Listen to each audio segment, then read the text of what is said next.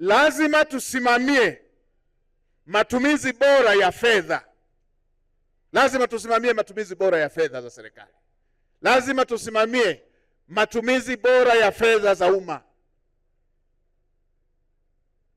Nimepita katika baadhi ya halmashauri, nimekutana na kasoro hizo, na niliwaelekeza waziri wa utumishi na waziri wa TAMISEMI, watu wakiiba mahali, wameiba Tarime, msiwahamishie kwingine, wafukuzeni.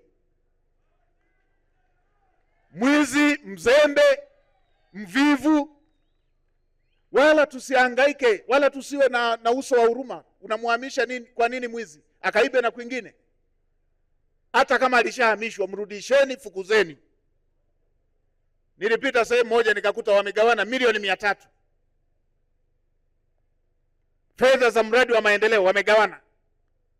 Nikapita kwingine nikakuta wamegawana zaidi ya milioni 400. Waliposikia ziara wakazirudisha. Nikamwambia hata kama wamezirudisha, fiekeni wote.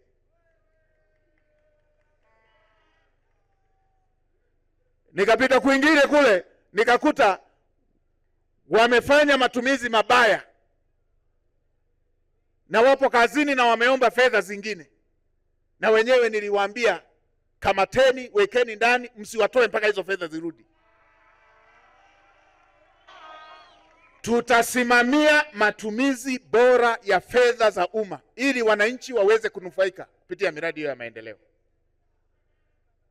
Nimekuwa nikipita hata katika baadhi ya maeneo, Mheshimiwa Rais amejitahidi sana, na mimi nawaambieni, tunaposema rais hatumdai, ni kweli hatumdai.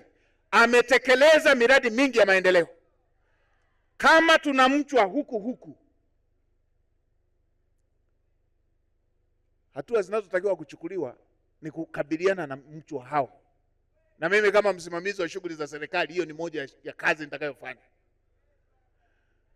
Unapita eneo, Mheshimiwa Rais amejenga ndani ya miaka takriban 4, na mimi niwaambieni, katika maombi yetu kila mtu kwa imani yake tumuombee kiongozi huyu, kwa sababu hii kazi ingekuwa nyepesi ingeshafanyikaga siku nyingi. Nitawapa mfano tu. Miaka zaidi ya 60 ya uhuru tulikuwa na halmashauri zaidi ya 100 hazina hospitali ya wilaya. Yeye kajenga ndani ya miaka 4 zaidi ya hospitali 110 za wilaya.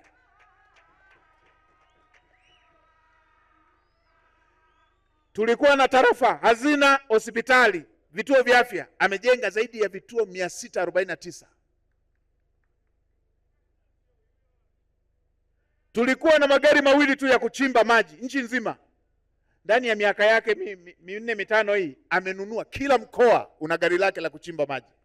Nimeenda Arusha pale, nikakuta pale Namanga wamechimba maji mita 300 kwenda chini, viwanja 3 vya mpira kwa kutumia magari hayo walionunuliwa.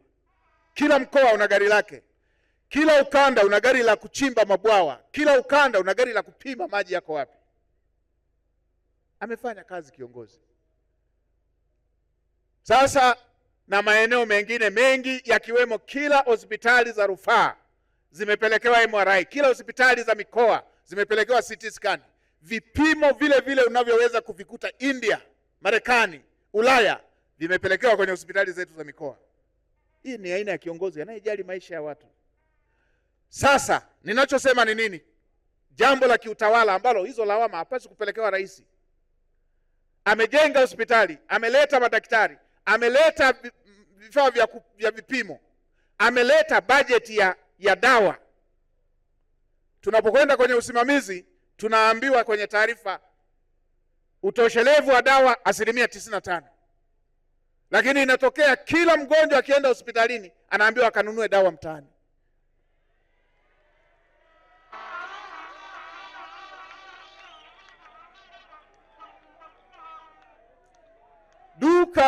Duka la mtaani linapata wapi dawa ambayo serikali haiwezi kuipata? Kama sio hizo za serikali mnazipigisha chepuo zinaenda huko.